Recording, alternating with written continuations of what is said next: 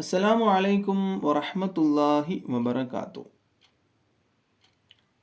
രൂപം അനുസരിച്ചിട്ട് വ്യാഖ്യാനങ്ങൾ അങ്ങനെ മാറിക്കൊണ്ടിരിക്കും കേട്ടോ. അത് എന്തിൻ്റെ വിഷയത്തിലാണെങ്കിലും രൂപം മാറുന്നതനുസരിച്ചിട്ട്, നിറം മാറുന്നതനുസരിച്ചിട്ട്, സ്ഥലങ്ങൾ മാറുന്നതനുസരിച്ചിട്ട് വ്യാഖ്യാനങ്ങൾ അങ്ങനെ മാറിക്കൊണ്ടിരിക്കും. നമ്മൾ ഇന്ന് ഇവിടെ പറയാൻ വേണ്ടി പോകുന്ന വിഷയം വെള്ളച്ചാട്ടമാണ്. വെള്ളച്ചാട്ടം സ്വപ്നം കണ്ടാൽ നമ്മളൊക്കെ വാട്ടർഫാൾ ഇപ്പോൾ വാട്ടർഫാളിൽ പോകാൻ ഇഷ്ടപ്പെടുന്ന ആളുകളാണ് അല്ലേ?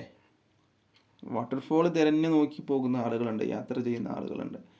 അപ്പം അങ്ങനെയുള്ള വാട്ടർഫോൾ സ്വപ്നം കണ്ടാൽ, വെള്ളച്ചാട്ടം സ്വപ്നം കണ്ടാൽ എന്തായിരിക്കും അതിൻ്റെ വ്യാഖ്യാനം? നമ്മൾ ചിലപ്പോൾ അത് വല്ല കാര്യമായിട്ടൊന്നും എടുക്കൂല അങ്ങനെ സ്വപ്നം കണ്ടാൽ. പക്ഷെ എല്ലാ സ്വപ്നങ്ങൾക്കും അതിൻ്റേതായ വ്യാഖ്യാനങ്ങളുണ്ട്. പക്ഷേ എല്ലാ വ്യാഖ്യാനങ്ങളും അതുപോലെ നടന്നു കൊള്ളണം എന്നുമില്ല.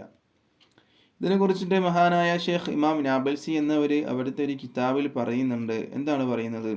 ഒരാൾ അധികരിച്ച വെള്ളം സ്വപ്നത്തിൽ കണ്ടാൽ, അധികരിച്ചതായ വെള്ളം, വെള്ളച്ചാട്ടത്തിലൊക്കെ എങ്ങനെയാണല്ലോ, അധികരിച്ചതായ വെള്ളം ഉണ്ടാവും, പുഴയിലുണ്ടാവും. അപ്പം എന്താണെന്ന് പറഞ്ഞിട്ടില്ല.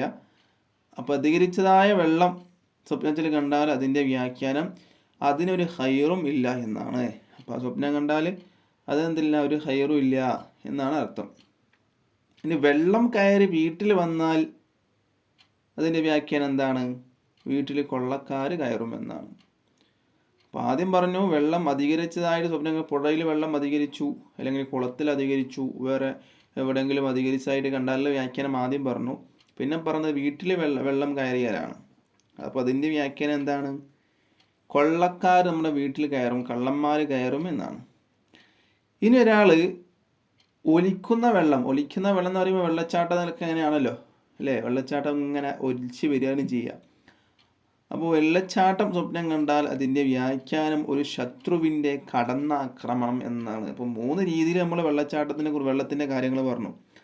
3 രീതിയിലുള്ള വ്യാഖ്യാനങ്ങളും നല്ല വ്യാഖ്യാനങ്ങളൊന്നുമല്ല. വെള്ളച്ചാട്ടത്തിൻ്റെ വ്യാഖ്യാനമായിട്ട് പറഞ്ഞത് ശത്രുവിൻ്റെ കടന്നാക്രമണം എന്നാണ്. ഏത് സമയത്തും ശത്രുവിൻ്റെ ആക്രമണം പ്രതീക്ഷിക്കാം എന്നുള്ളതാണ് മനസ്സിലാകുന്നത്.